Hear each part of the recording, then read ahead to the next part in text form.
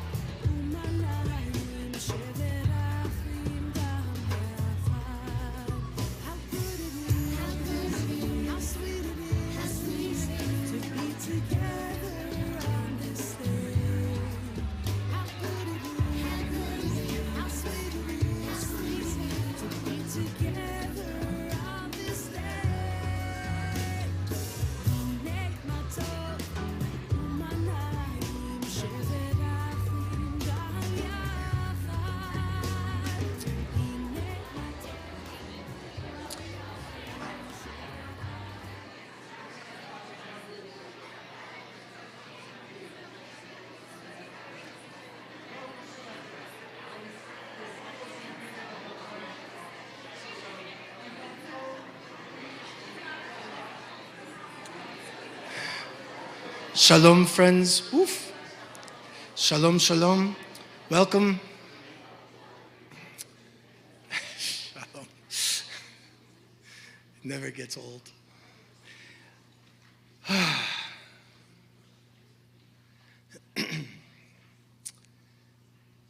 It's good to have you here. My name is Fred Green. I'm one of the rabbis here at this synagogue. And we're grateful for your presence. Before we start our program for this evening, a few things just to share with you. First of all, whenever we enter and exit the building, we always use the entrance that you came into. And while we don't expect any issues, we should be aware that there are different doors around our area if we needed to leave.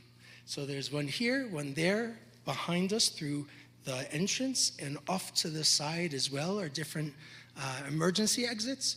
But whenever we gather, we enter and leave through that lobby area where you are greeted by our friend Tony, and who's learning lots of Hebrew from our friends. There are restrooms out in the social hall just across the way, outside of these doors.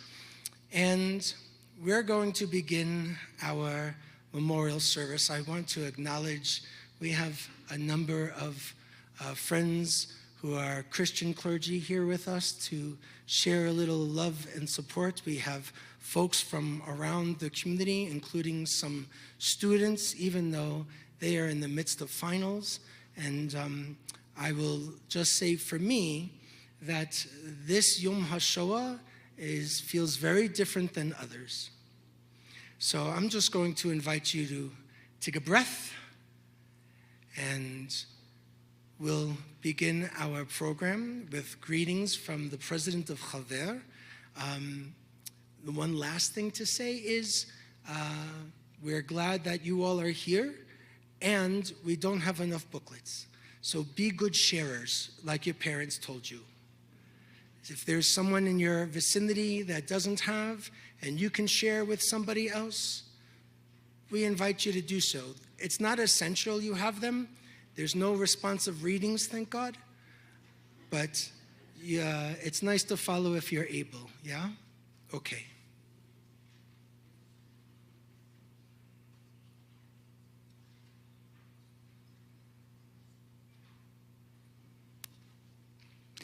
Thank you, Rabbi Green.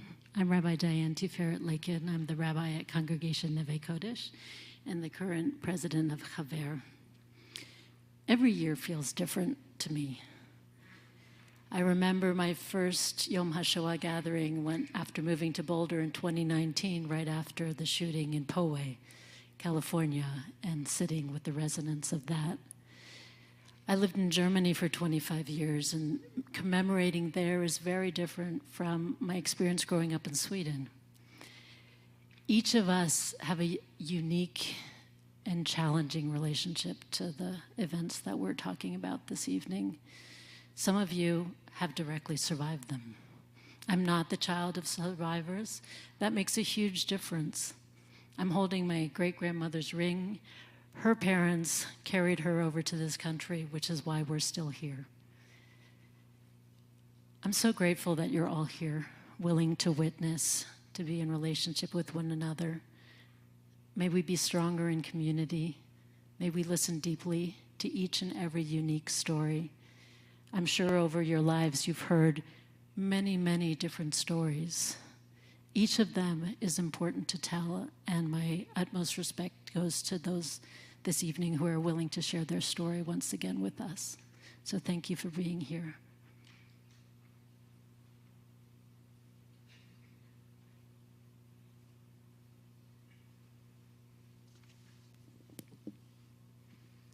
Invitation. We were not there. We did not experience or suffer it. And yet we take upon ourselves the responsibility to remember and the commitment to remember responsibly. Even if I have no words and you have few, whether we are far away or near, whether we are close kin of theirs or distant, we assemble a place within ourselves, among ourselves, a meeting place, a convergence of memories. We are present now. We were not there, and yet, let us enter into this gathering to remember the Shoah that annihilated 1/3 of the Jewish people, 6 million women, men, and children. Let us recall the extermination decree against every Jew, wherever they may be, against every human being for being different. We are all survivors of the extermination decree. Let us remember the Jewish communities that were scattered, uprooted, and wiped out, from east to west, from north to south. And let us lament the murdered, light a candle in their memory. Let us confront evil, for at the entrance sin is crouching then and now. And against it let us honor and exalt the dedication of those who fought in the struggle for human dignity of women, men, and children, and of the righteous among the nations. Let us praise the uprising of the survivors, the deported, and the uprooted. And then let us reflect and ask ourselves, how should we regard our being here today? In a place where there is no humanity, strive to be human. Let us hold our hands and rise up. Let this gathering be our remembrance and responsibility.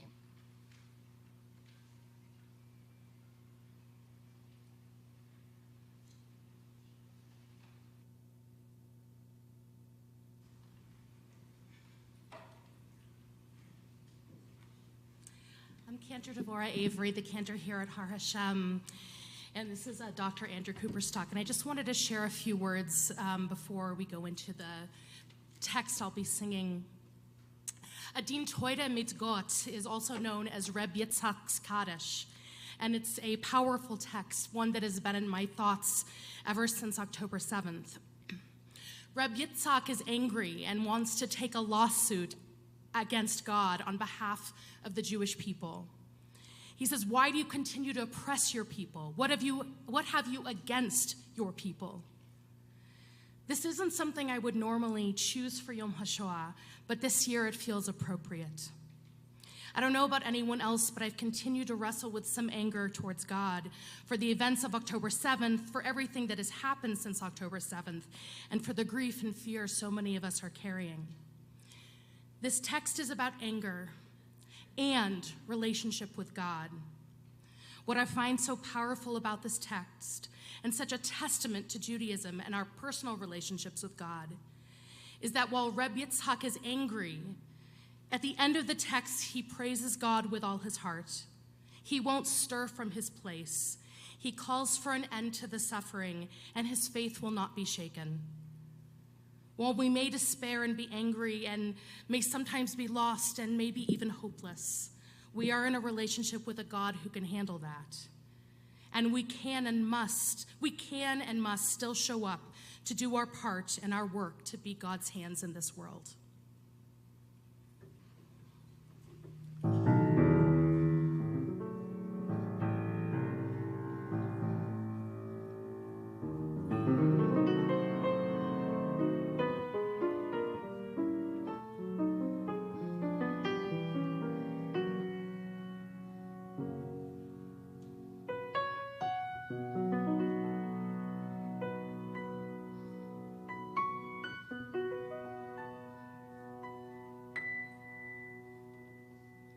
A guten Morgen, der Ribono shel olam.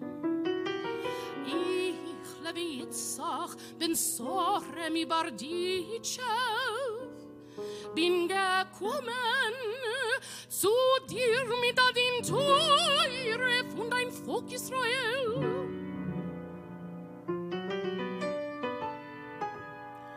Was hast du zu dein Volk Israel? Und was hast du Segen gesetzt auf dein Volk Israel? Als was nur a Sach is et so, des Bnei Israel. Als wo nur a Kuk is Murel Bnei Israel. Als wo nur a Wort is du El Bnei Israel. Taten you zisser.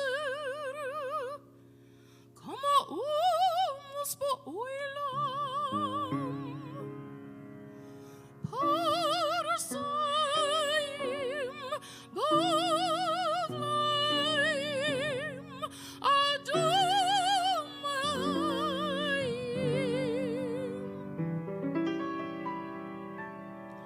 Die Engländer sagen a Seier, Malchus is a Malchus. Die Italiener wo sagen a Seier, König is a König. Und ich lebe Yitzchak, bin sorry mi Bartitschevog.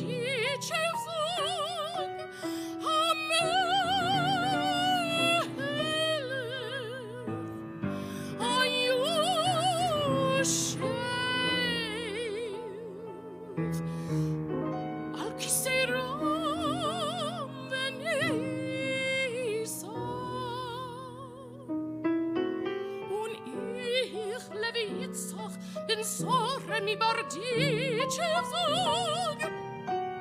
Lo elech min komi. Ich will von Ort nicht weggehen. Und an ich soll es nehmen. Und so soll schön sein.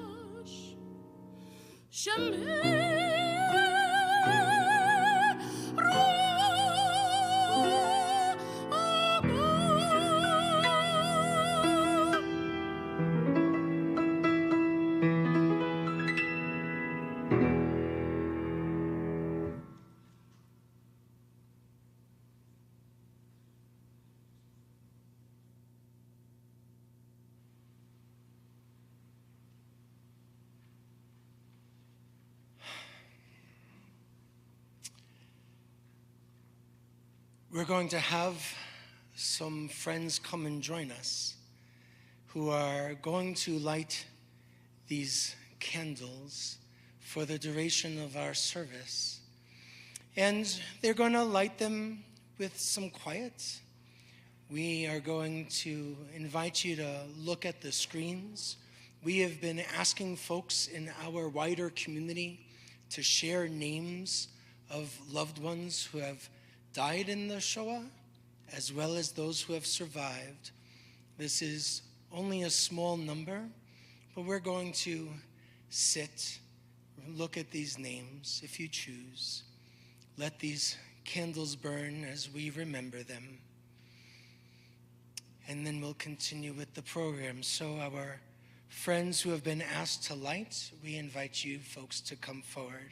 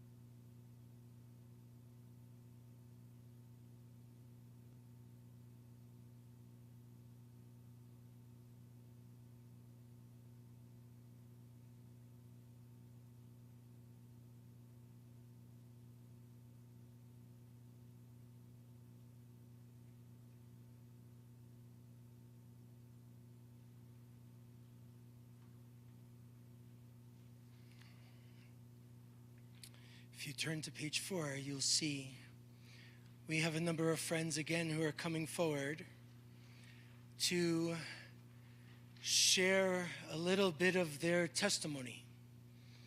And we invite you folks to come forward, Barbara, Otto, Arnold, Joseph, and Manny. If you folks will come and join us.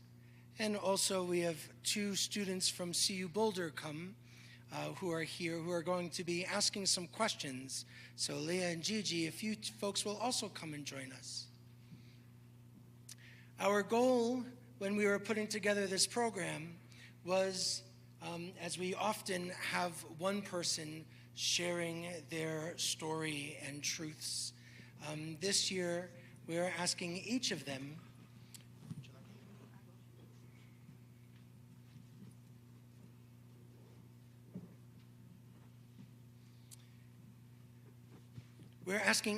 to tell a little bit of their story.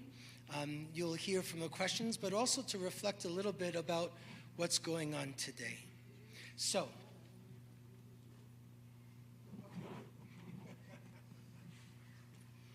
but you're going to share microphones, okay?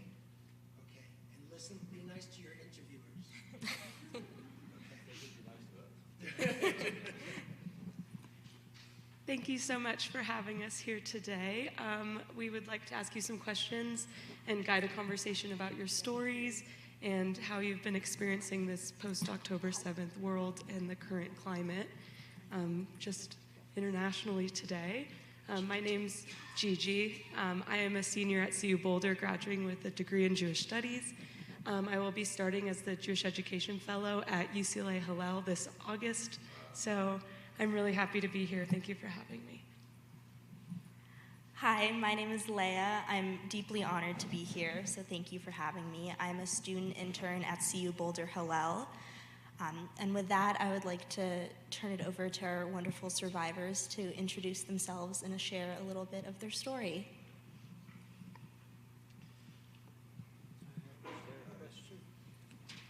Okay, thank you for being here. I'm Arnold Friedland. I was born in Belgium in 1935.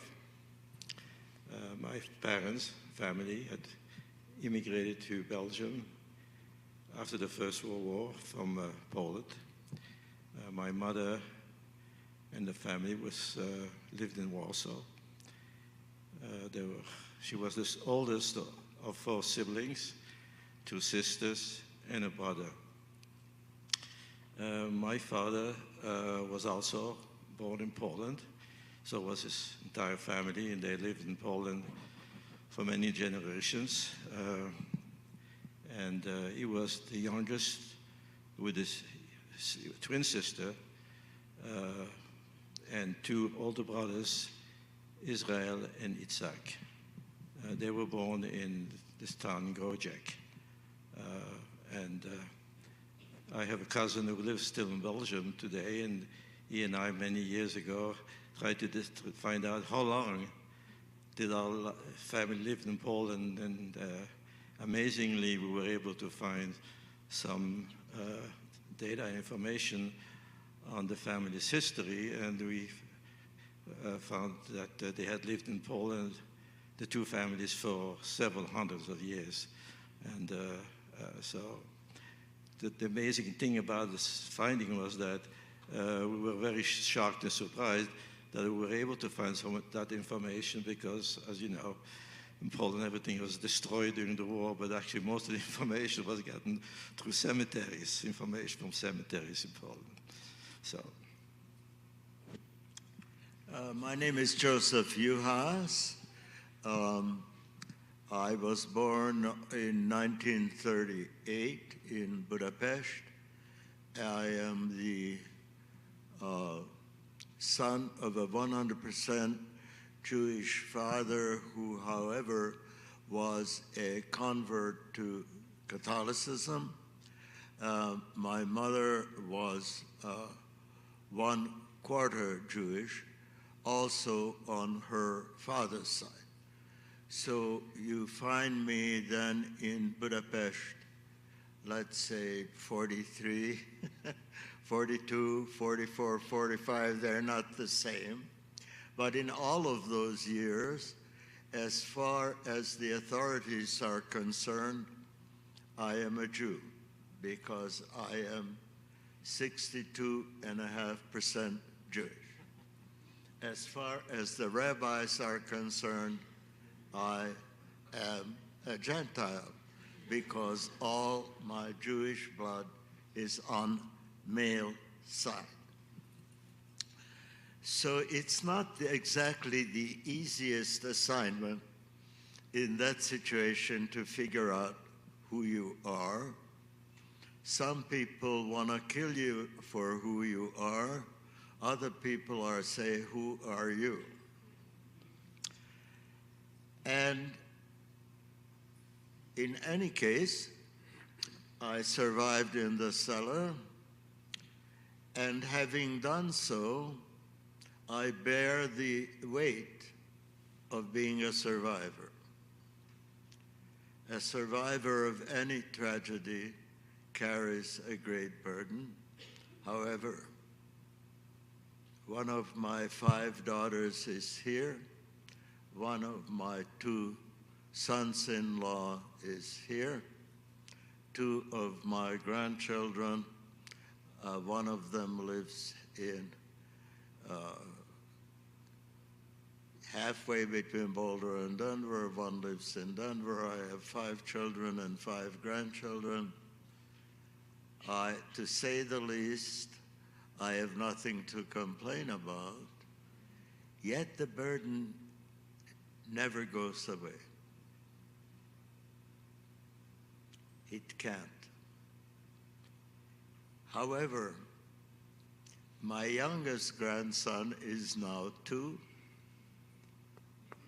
and if I survive long enough for him to be 4 or 5, he will join my daughters, my sons-in-law, and my other grandchildren in having smelled what the cellar smells like.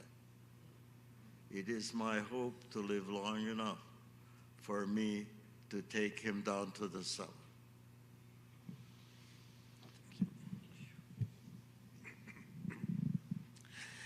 My name is actually Manfred Marco. Manfred, because I was born in Germany in 1929, and I had a sister a year older, and later a brother 8 years younger. We managed to flee Germany in 1938 and wound up in Belgium. And eventually, May 10, the Germans invaded Belgium. We tried to flee. They wouldn't let us go into France because we didn't have nationality, but somehow the 5 of us survived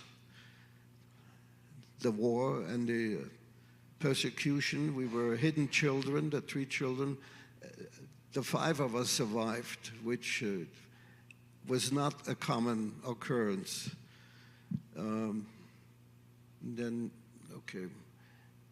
Of course, we did not talk about warriors. You may have heard. Very few people, because actually Eli Wiesel and a few other writers wrote about their experiences and what happened during the war. But in 1991, there was a convention of hidden children in New York City. I think 1,600 people attended. We also had some other people that helped us survive from various countries. Belgium was one of the best places, since 3,000 Jewish children were saved thanks to 12 women and a man who were able to find hiding places for us. I was only hidden in 7 different places.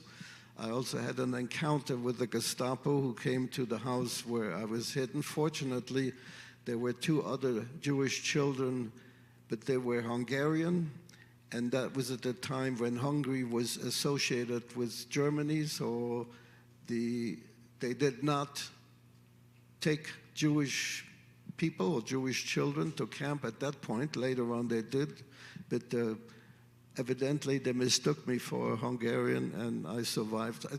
There are many, many instances, luck of surviving. And I'm still here. Next week, I hope to be 95. Thank you.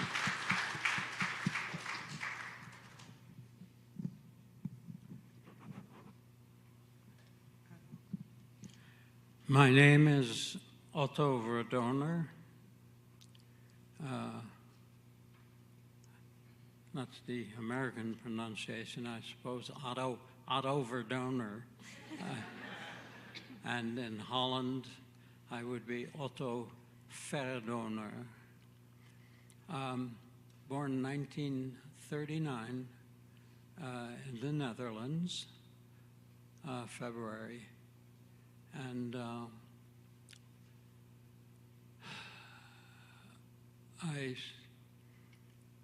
my sister, two older sisters and I were each taken in by Dutch Gentiles who were willing to take us in and take the risk of being denounced and hauled off by the Germans. The German occupiers arrived in May of 1940, and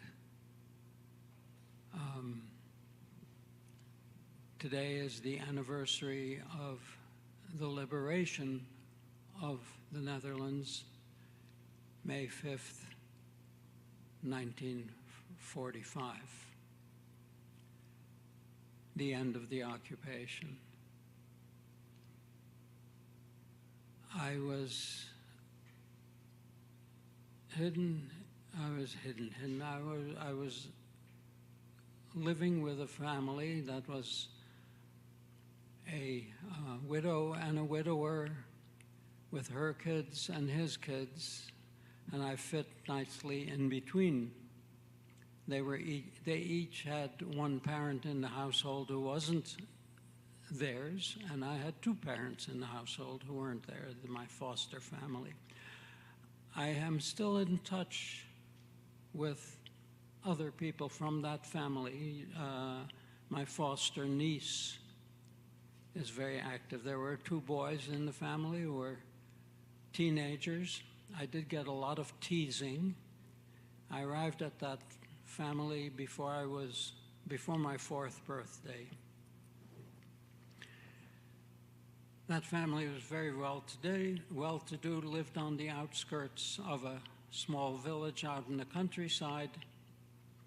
And the story that my foster mother had spread around the village was that I was her nephew, and my parents' apartment in the center of Rotterdam had been bombed flat by the Germans, and therefore my aunt, my foster mother, my aunt was taking me in, and shortly after my arrival, she walked me down to the fence at the edge of their property where the farmer who had a farm next door to theirs was standing at the fence with a large cow, and she brought me to the fence to meet the farmer, or more particular for him to see me. My foster mother was not your typical Dutch blonde, blue-eyed stereotype. She was brunette and brown eyes. And the farmer looked at me and said to my foster mother, "Ja, mevrouw Buma, dat kunnen we zien hoor, dat is uw familie." "Yes, Mrs. Buma, that's obvious. He's your family." Which I realized only years later was his way of saying, "You can count on me to keep my mouth shut."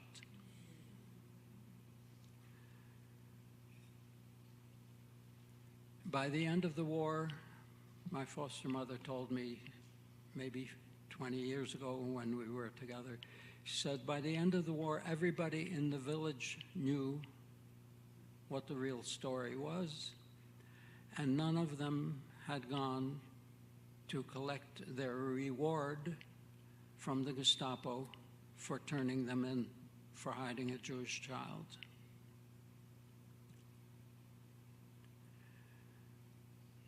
The other bit of the story that I'll relate here, standing at that fence, this 4-year-old boy, me, saw that huge cow. It looked like a huge cow. I was a kid from the suburb. I'd never seen a cow before. And the cow reached over the fence and licked the top of my head. The lesson is the cow was comforting me as it would a frightened calf. I've only recently read that cows are yet another species that are capable of immense emotional connection. That's what we all need.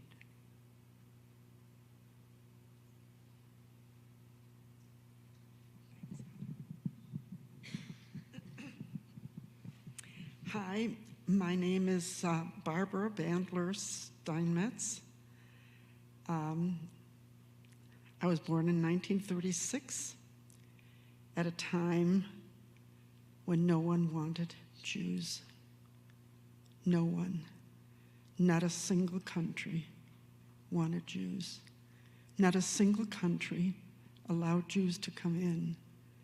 Hitler had been the chancellor for 3 years and had done so much damage to Jews in Europe. By 1939, he went into Poland, and the Jews of Eastern Europe were deported.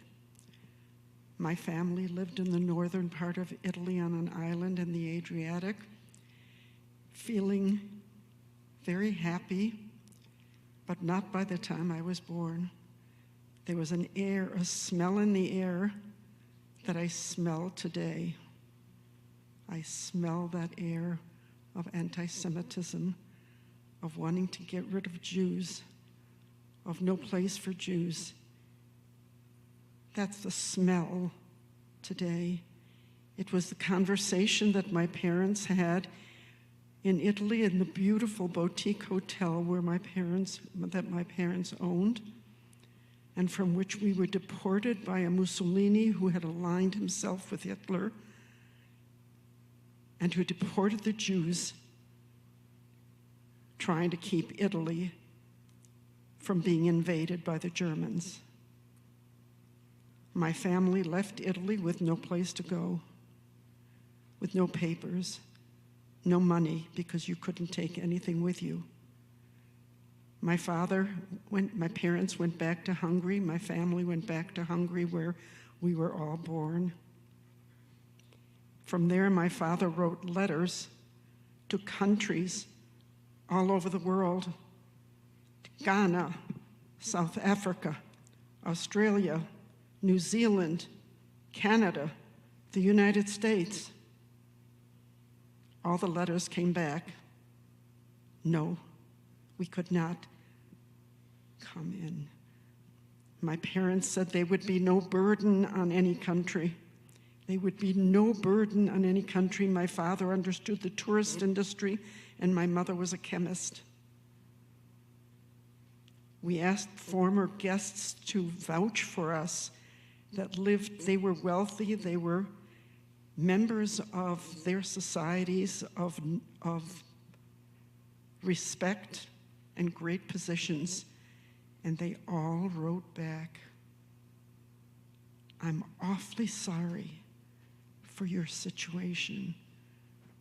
We're very sorry for your situation, but you can't come into our countries." Not a country allowed our family to come in. As a result of Jews roaming around Europe, not knowing where to go, President Roosevelt called a conference called the Avian Conference in 1938. 32 countries were invited. They said they would come only if they did not have to take Jews. Canada said one Jew would be one too many. 32 countries. My family left Hungary, could not convince our family members to leave with us. They were Hungarians for generations. They had positions of influence. They couldn't imagine, they couldn't envision what horrors were going to come to them. They couldn't envision that the Hungarian Jews would be marched to the shores of the Danube, that human beings could do such bestial things, that human beings are capable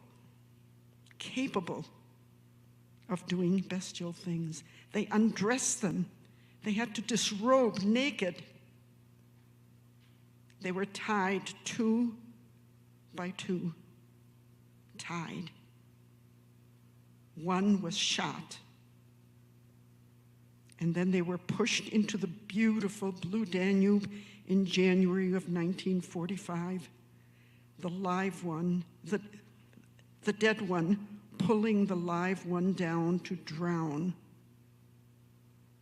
The possibility of human bestiality, of humans born exactly the same way as everybody else was born. My family left Hungary and we went to the south of France. Paris had already been occupied. The south of France was Vichy. My parents went to work.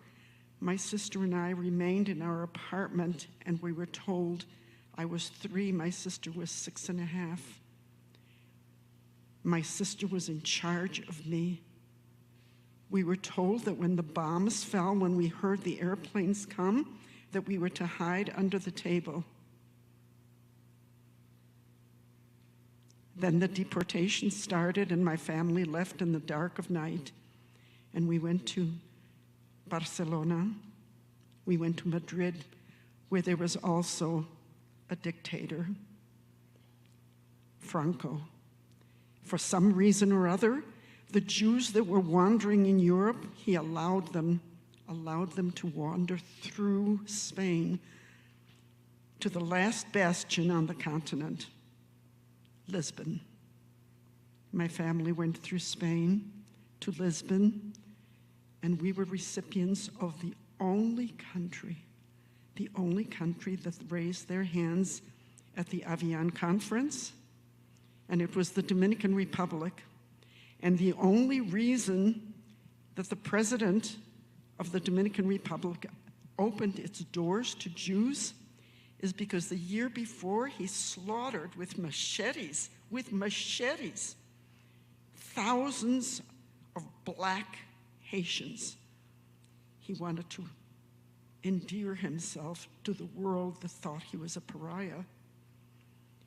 And he invited the Western European Jews, not the Eastern European Jews, because they were already in cattle cars on their ways to concentration camps.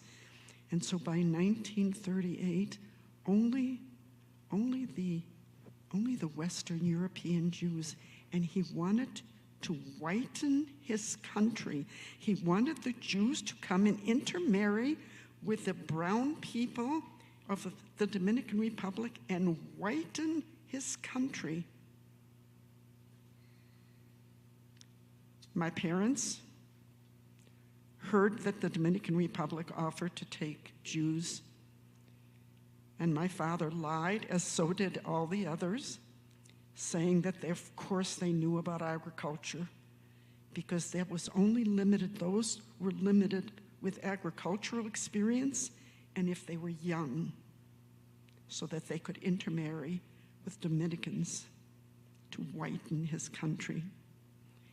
My family was saved by going to the Dominican Republic.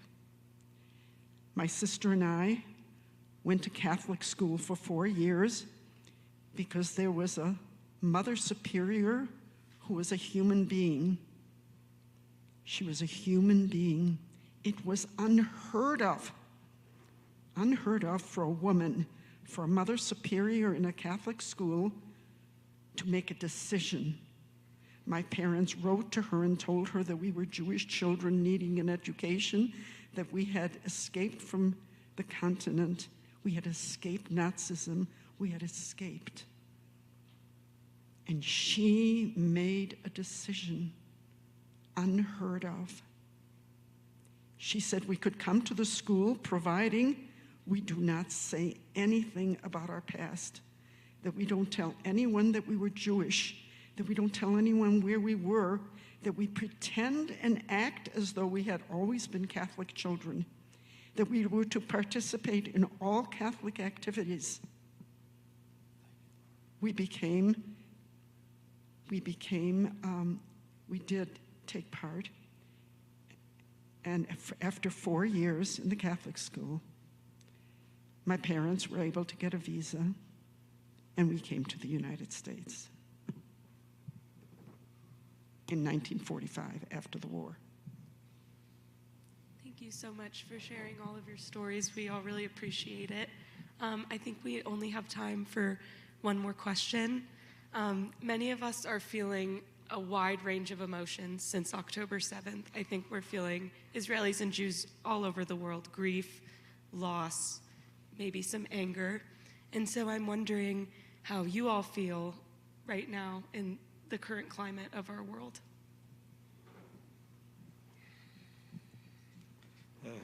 Thank you for asking that question. I have to say for myself, I'm survived as a child survivor in Belgium. My parents died in Auschwitz. My grandparents died in Auschwitz. Most of my cousins died in Auschwitz, and so I survived. But today I have a real issue with thinking about the stories we tell of our survival.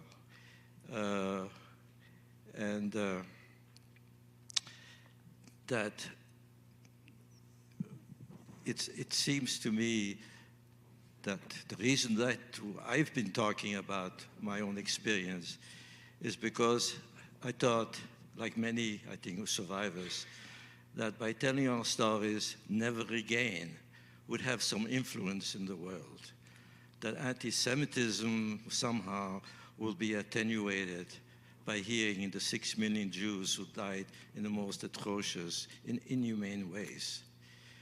But now today, we have to face that Israel and Jews have survived that disaster, have been able to make a life for ourselves, sometimes quite successfully, and we still contribute to the world.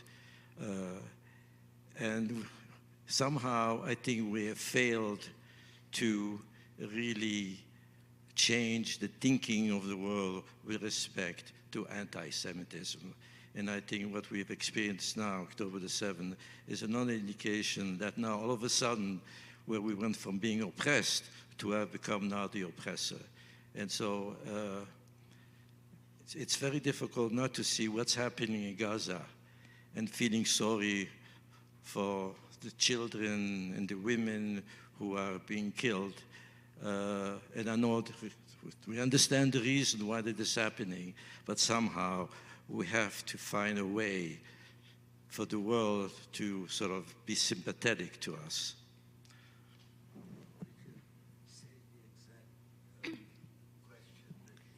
Yeah. Just say it to me.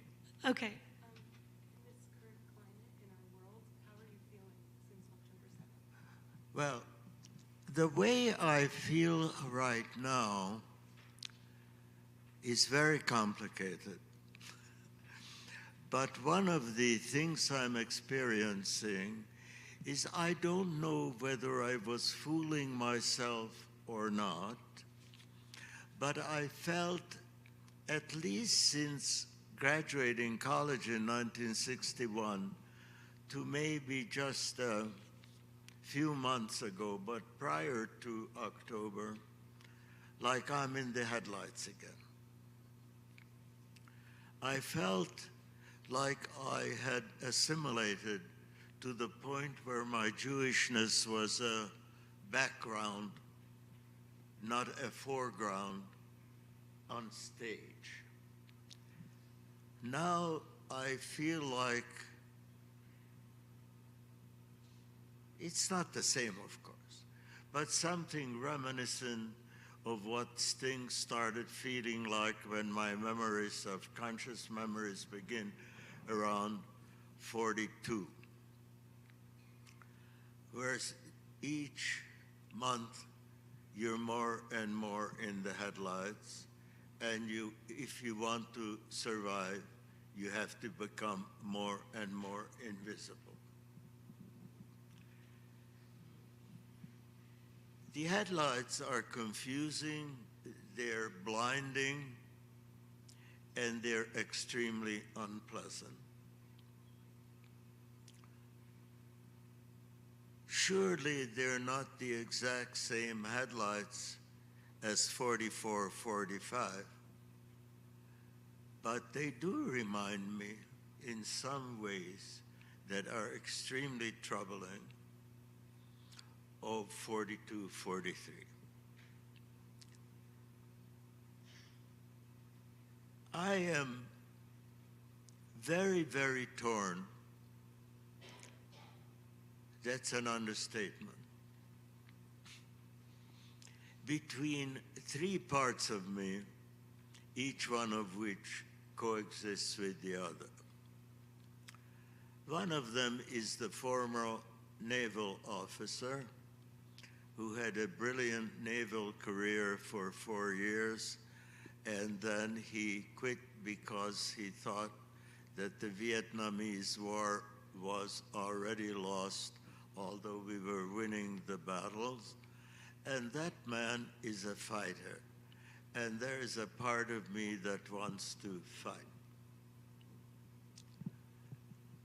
There's a part that goes with the very same character, who is obedient.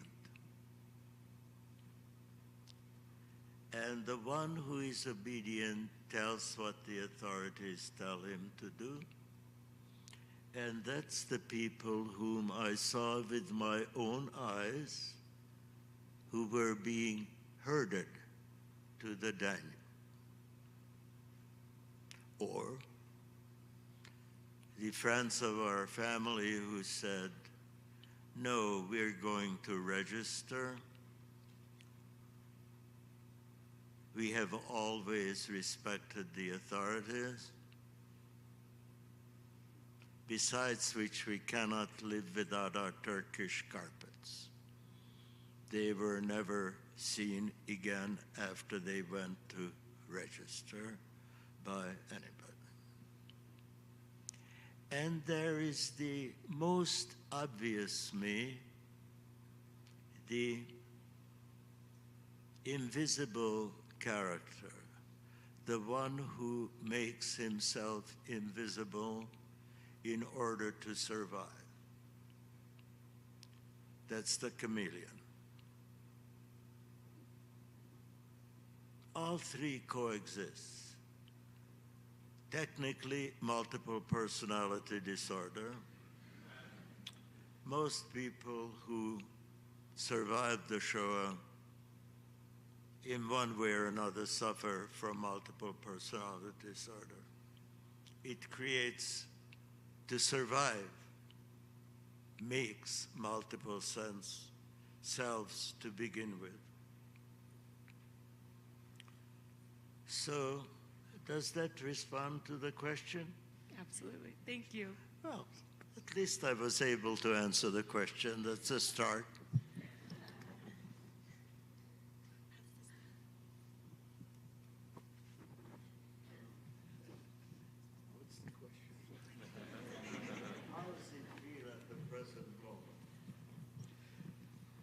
Did I get it right? I feel horrible. It was bad enough. I was living in New York City when 9/11 happened. I was also a tourist guide down there almost every day that I worked. And I don't know, I somehow feel like this is the 9/11 for Israel.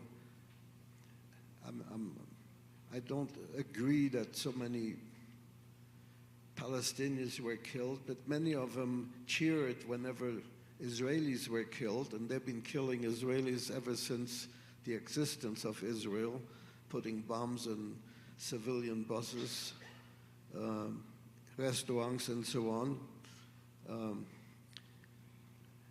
Actually, Hamas is a bit like Hitler. He brainwashed the people living in Gaza, also trained children from early age to hate Israelis. I don't know. I just can't imagine what can be done. Many people say Hamas should be annihilated, but there'll be others to take their place, unfortunately. Jews have been persecuted for thousands of years. They were kicked out of Israel, and they were kicked out of many countries, including England. Yeah, I'm not a historian. I don't know all the histories, but yeah, to me it's very frustrating that this came about.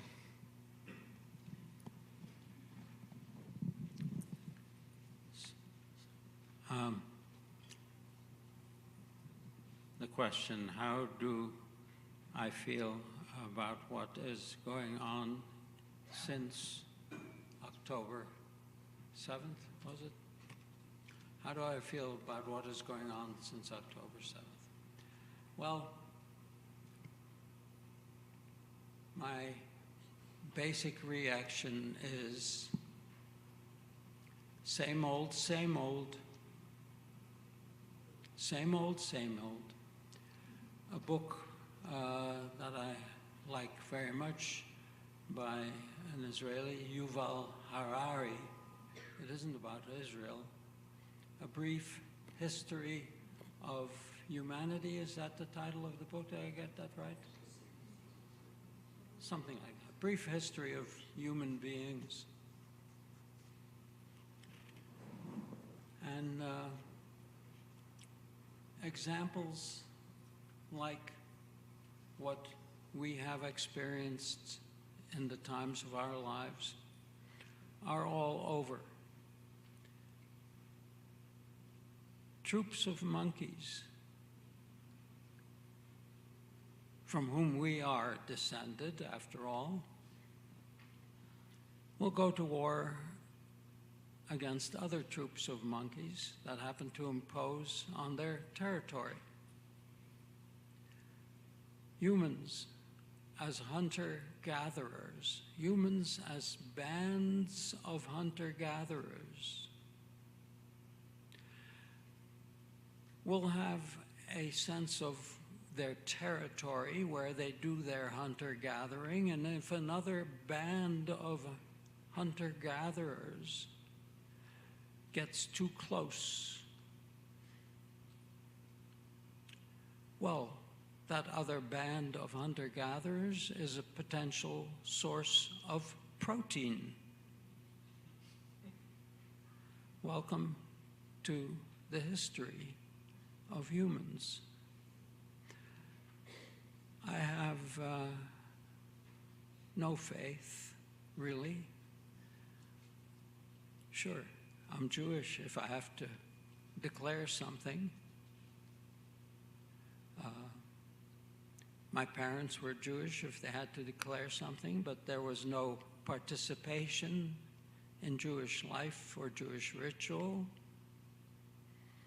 And I was raised with that same lack of Jewish life and Jewish ritual. So, my basic reaction to what's been going on since October 7th. Ah, shit.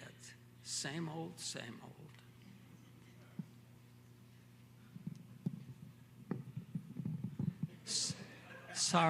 Sorry, my apologies for not being more uplifting.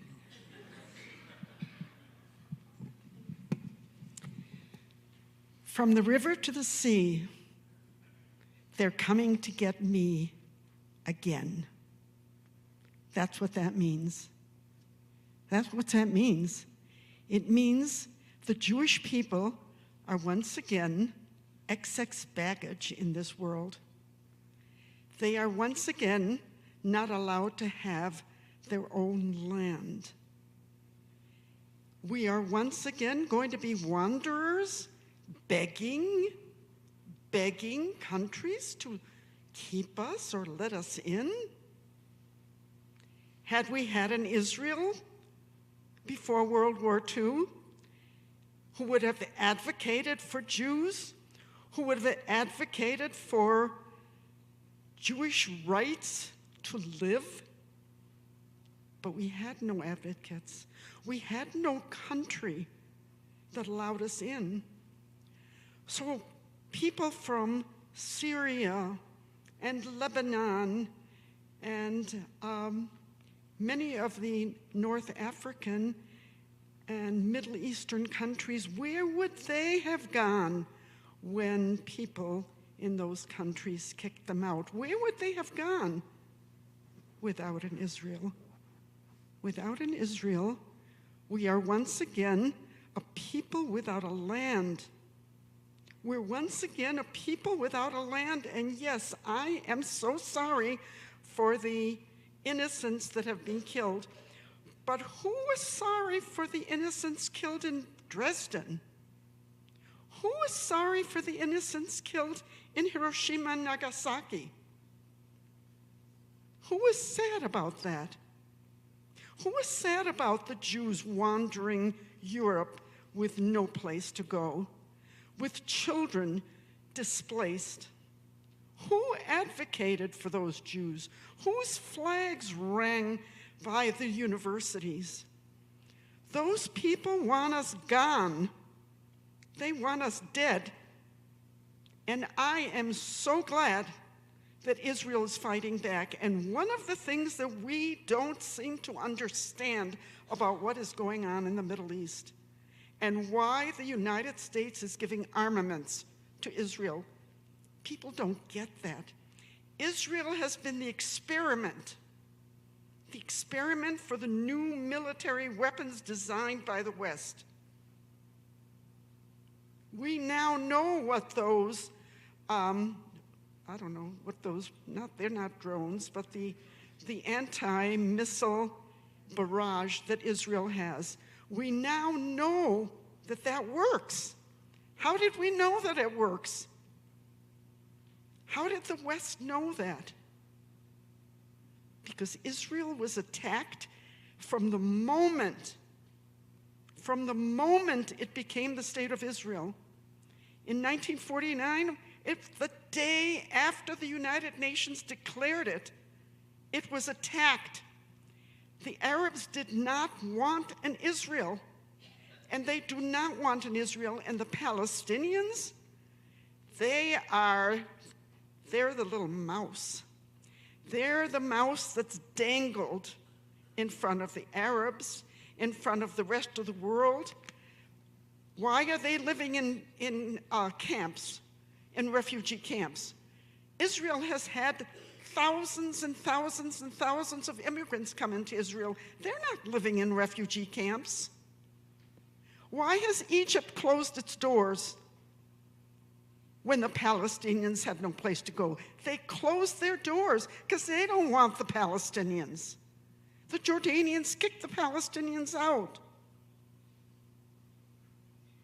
And I think we have to understand that from the river to the sea sounds really poetic. It's such a great slogan, but it means the death to all of us. It means the death of our homeland, of Israel. We need to have Israel. And from the river to the sea means the complete elimination of the state of Israel. It means we are all to be thrown into the sea, not to be saved. They don't want our land for us. They don't want us to stay in our land.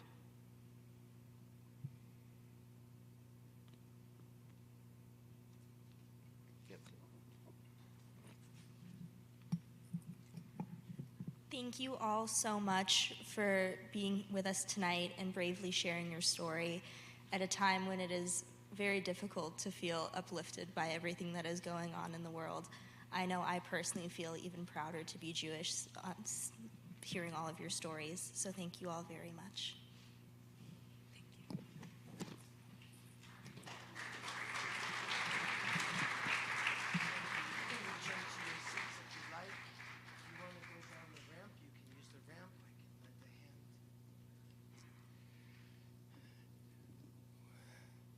I think what we heard is an array of feelings that represents lots of different folks even within our community.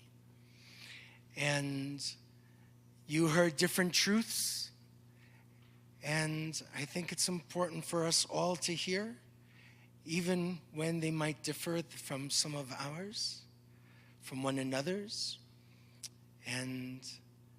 And I appreciate what they have all shared. But we are going to look at example of hope.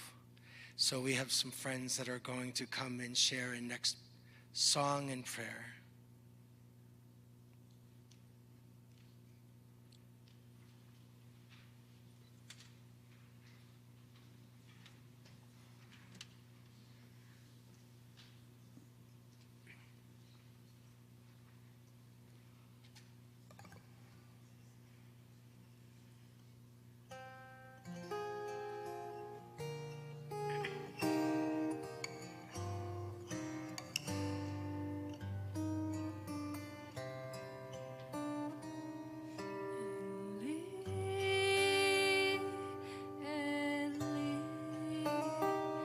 שלא ייגמר לעולם החול והים רשרוש של המים ברק השמיים תפילת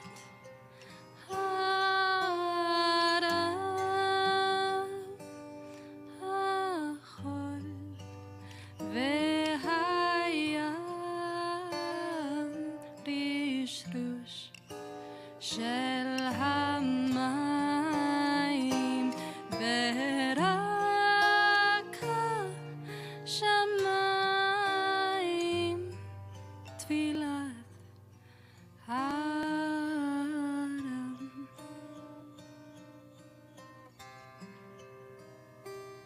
אלי אלי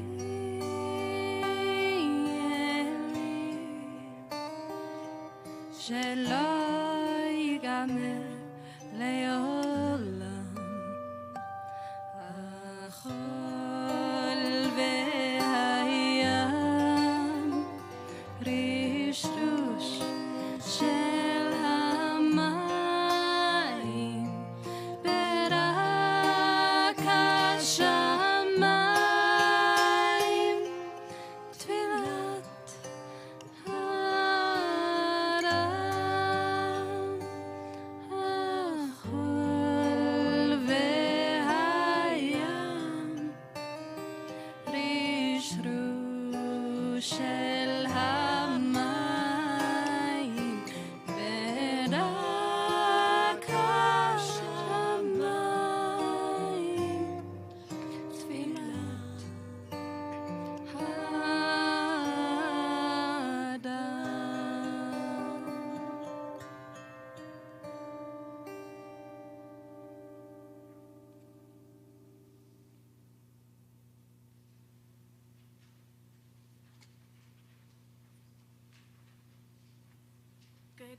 Good evening, everyone. I'm Ashley Stolzman, and this is my colleague, Marta Lochimin. We're two of your county commissioners, and we want to thank the congregation and the rabbi for inviting us to join this evening. You might be asking yourself, why would government officials be here in our temple this evening? And for us, it's very important to remember the past, to remember past atrocities of our government or other governments in order to preserve and promote life and protect the future.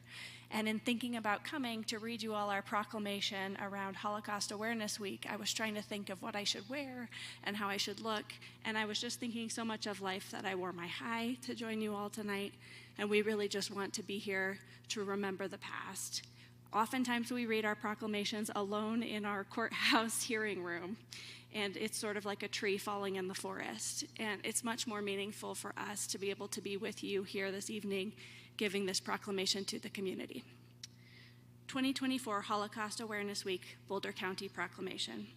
Whereas prejudice, bigotry, racism, and hate have been the cause of conflict, war, and mass atrocities throughout history. And whereas Adolf Hitler and the Nazi regime were able to exploit severe economic hardship in the aftermath of World War I to foster prejudice, bigotry, and hatred toward our group who had historically been used as scapegoats throughout Europe. And whereas the Holocaust is a defining event in the 20th century for many people in the Western world, because the Nazis' attempt to exterminate Jewish population of Europe while invading and annexing sovereign European countries. And whereas during the Holocaust, at least 11 million people were brutally killed, including 6 million Jewish Europeans and at least 5 million prisoners of war, including Romani, Jehovah's Witnesses, people with disabilities, Black people in Germany, gay and bisexual men, and other people. And whereas it's imperative that we make younger generations aware of the horrors that occurred in the past, so that living and future generations may never forget the tragic lessons to be learned from the industrial scale governmental killing during the Holocaust. And whereas education curricula that includes the Holocaust is crucial, so that these tragic lessons are not forgotten, especially as survivors pass away and firsthand accounts become more scarce. And whereas it is also important to remember, honor, and emulate those people who risked their lives to save thousands of innocent people during the Holocaust, and to learn from their legacy of courage, selflessness, and hope. And whereas it is the responsibility of families, educators, government, our many diverse faith communities, humanitarians, and the media to teach the lessons to be learned from the Holocaust in order to prevent future tragedies. And whereas Jewish people continue to experience intense bigotry, hate speech, and bias-motivated crimes, with anti-Semitic incidents reported in 2023 in the three-state region of Colorado, New Mexico, and Wyoming reaching their highest levels in more than 4 decades, an increase of 140% from 2022. And whereas Boulder County condemns hate speech and bias-motivated crime against Jewish people, as well as other attacks based on a person's ancestry or ethnicity, color, creed, national origin, immigration or citizenship status, race, religion, religious practice, disability, gender, marital status, actual or perceived age or sexual orientation. Now, therefore, be it resolved that the Board of County Commissioners of Boulder County hereby proclaim May 5th through 11th, 2024 as Holocaust Awareness Week in Boulder County, and encourages residents to use these days to teach and remember the great injustices and genocides in the past, and to commit themselves to creating an environment free of bias, exclusion, and harassment.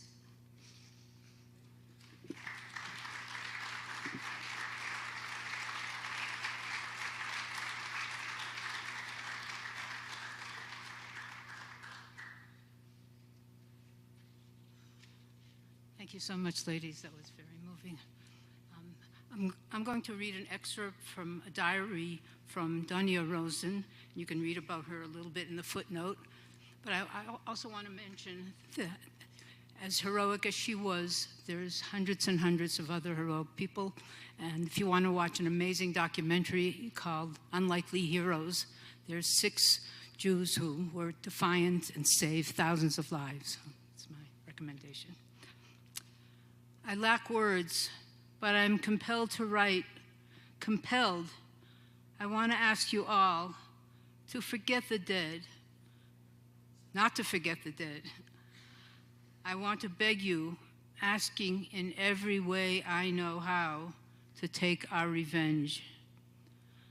I want you to leave a mark for us, a headstone as tall as the heavens, a cornerstone that the whole world will see, a pillar of neither marble nor stone, but of good deeds. I believe with perfect faith that only such a headstone can ensure you and your children a better future.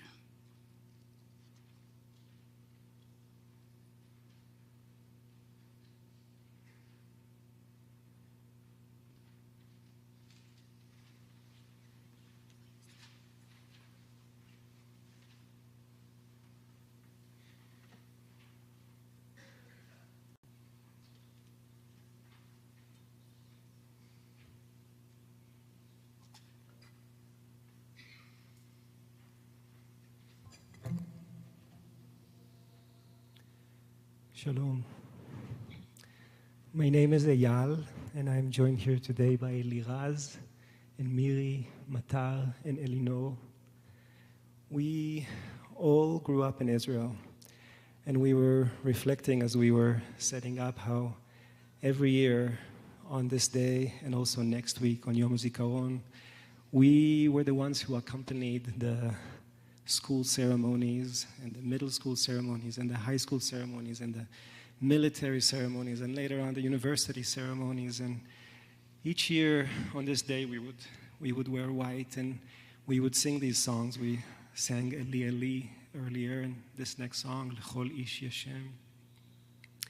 And I just want to bring you for a moment into a really precious experience that I remember from my childhood, and many of you maybe experienced it as well.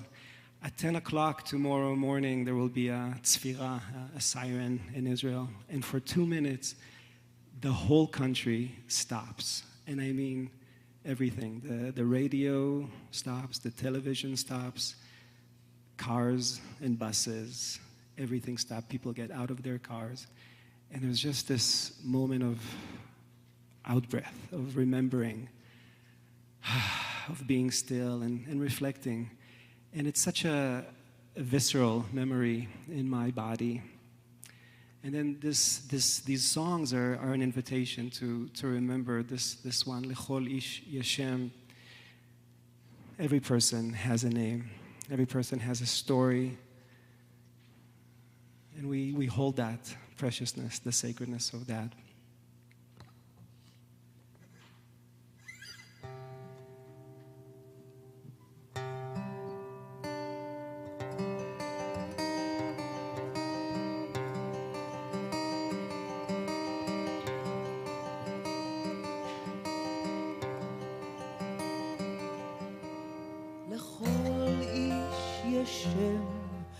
שנתן לו אלוהים ונתנו לו אביו ואמו.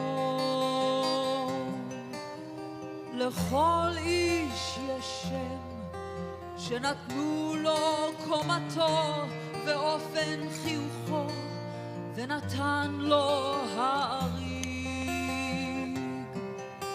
לכל איש יש שם שנתנו לו ההרים ונתנו לו כתליו.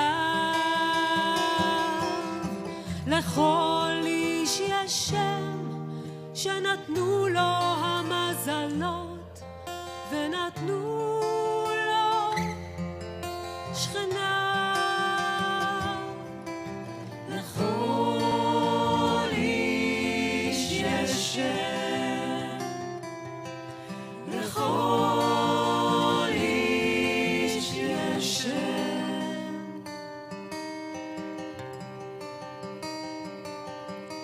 לכל איש יש שם שנתנו לו חטאיו את האב ונתנה לו כמיהתו.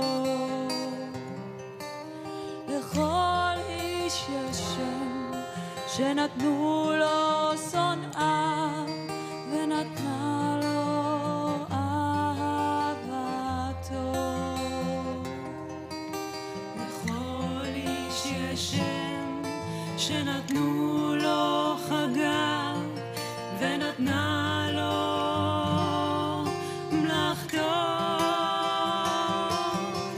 לכל איש יש שם שנתנו לו כבוד השנה ונתן לו עיוורונו. לכל איש יש שם, לכל איש יש שם.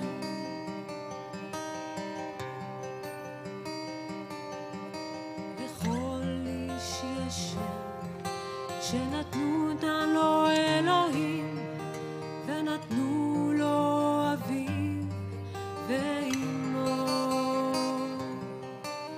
לכל איש יש שם שנתן לו הים ונתן לו מותו.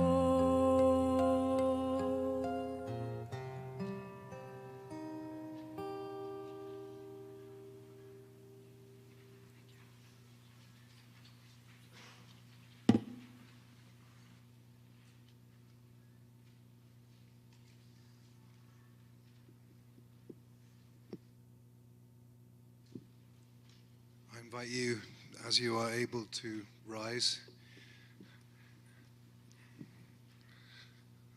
Rabbi Mark Soloway, Rabbi of Congregation Bonei Shalom, and I'm going to be chanting the El Maleh Rachamim, the traditional memorial prayer for the 6 million. Thank you so much to everyone who's participated this evening. Very moving tribute to this solemn day.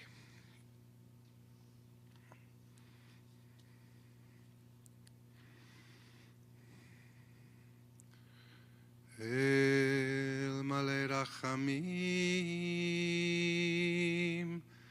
Shochein Bamaramim Hametzeh Menucha Nochona Tachat Kanfei Hashchina B'malot Kadoshim U'Toharim K'Zohar HaKiyah Mazhirim L'nishmot Kol Acheinu V'Achoteinu B'nei Yisrael Shenitnachu B'Shoah Anashim, Nashim v'taf Shenitnaku V'shenisrofu V'shenehergu Shemasru et nafsham Al Kiddush Hashem B'Gan Eden Tehi Menuchatam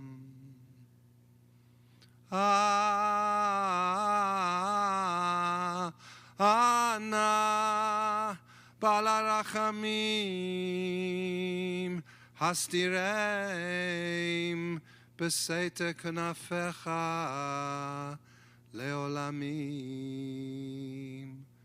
Utsaro Bitzoro HaChaim Et Nishmotehem Adonai Hu Nachalatam V'yanuchu V'shalom Al Mishkvotehem V'noma Amen.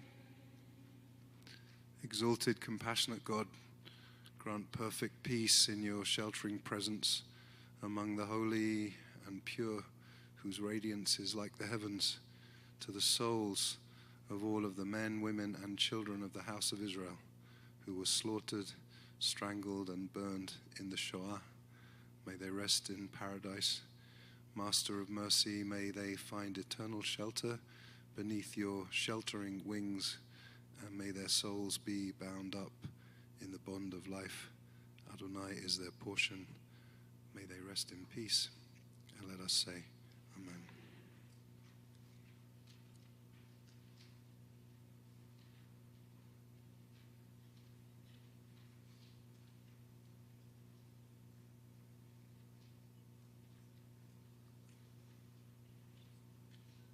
I'm Rabbi Chana Lehner, and I'm going to read a Yizkor that was written for righteous Gentiles, that we remember those righteous Gentiles who helped some of the families of the people we had up here in our panel today, and who helped so many people, so many Jews, to be hidden and to escape.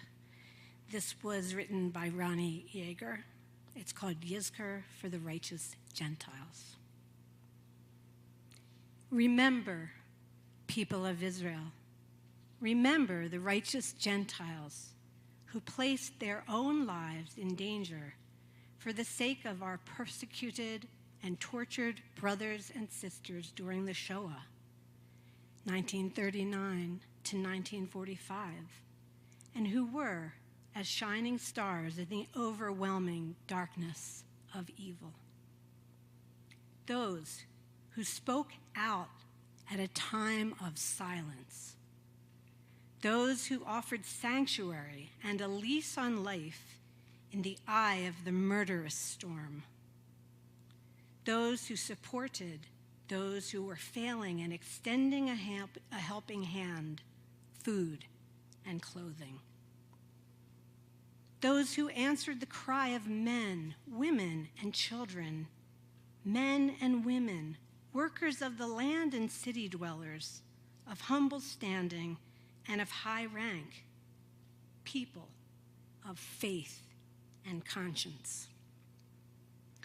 In the very valley of the shadow of death, these men and women stood by our people, and from the fiery inferno they saved the few and the many. They kept the beacon of humanity alight when all around them humanity dimmed. Remember, people of Israel, their grandness of spirit, their heroism, and their pure hearts. May God bind their souls in the bond of life, and may it come to pass, as it was written, as the whirlwind passes, so is the wicked no more, but the righteous is an everlasting foundation. V'nomar, and we say, Amen.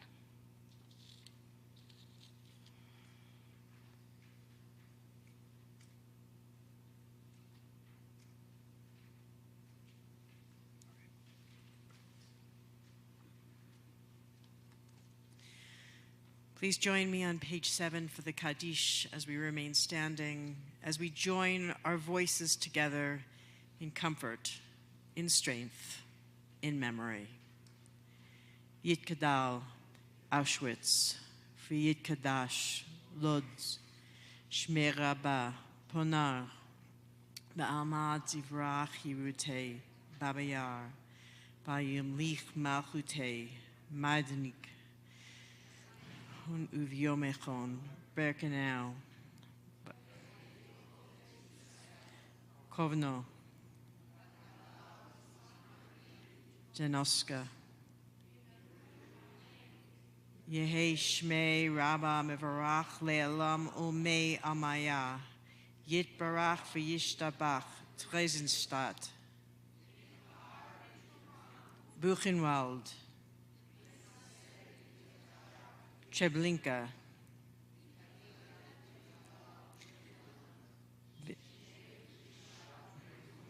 Bergen-Belsen,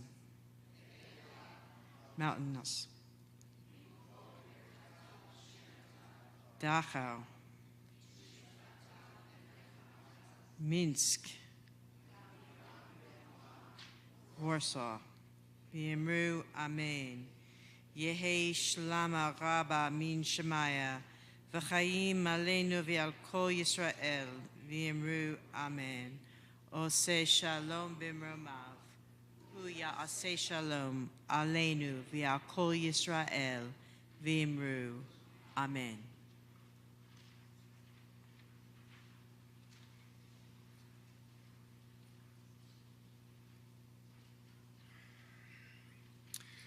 Invite you just to take a breath.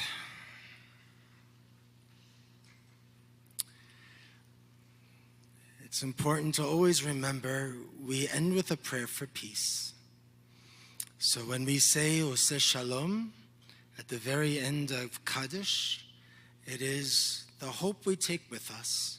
It's always the hope that we take with us. So a day of remembering and a day of testimony, a day of challenging ourselves and moving through these difficult days. We always have to end with shalom. So I wish you shalom, and may your journeys be good and safe and sweet and gentle and full of love. Grateful that you're here with us.